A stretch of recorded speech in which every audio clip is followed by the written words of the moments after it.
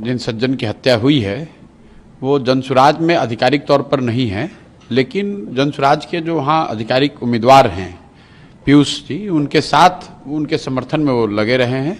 और ये दिखाता है कि कहीं न कहीं बिहार में जिस जंगल राज की बात होती थी, जो बाहर लोग सुनते थे कि चुनाव के दौरान बड़े पैमाने पर हिंसा होती है, वो कहीं न कहीं उसी को दर्शाता है। चुनावी मतभेद होना, आरोप प्रत्यारोप लोकतंत्र का हिस्सा है, लेकिन किसी की हत्या हो जाना, वो आदमी सही है गलत है, उसने क्या किया नहीं किया, वो बहस का मुद्दा हो सकता है, लेकिन लोकतंत्र में हिंसा की जगह नहीं हो सकती। और किसी की हत्या हो जाना ये तो प्रशासन की और यहाँ पर जो लोग विधि व्यवस्था में लगे हुए हैं उनकी जिम्मेवारी है, और ये सीधा सीधा उनका फेलियर है। मोकामा के लोगों से क्या अपील करेंगे, क्योंकि दोनों गठबंधन के जो प्रत्याशी हैं वो बाहुबली छवि के कहलाते हैं? मोकामा के लोगों से ही नहीं, पूरे बिहार के लोगों से ये इस घटना का हवाला देते हुए ये कहेंगे कि मैं जो जनसुराज हमेशा कहता है कि गलत के साथ रहिएगा तो गलत ही होगा।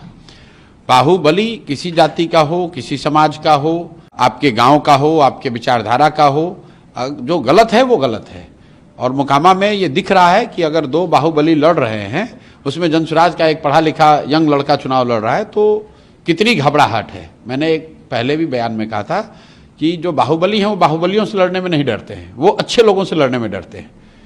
तो जनसुराज ने ये विकल्प जनता को दिया है, सिर्फ मोकामा में नहीं दिया है, बिहार के बहुतेरे ऐसे क्षेत्र में जहां यहाँ से बालू माफिया, शराब माफिया, बड़े नेताओं के बच्चे भ्रष्टाचारी लड़ रहे हैं, उनके सामने स्वच्छ लोगों का एक विकल्प दिया गया है।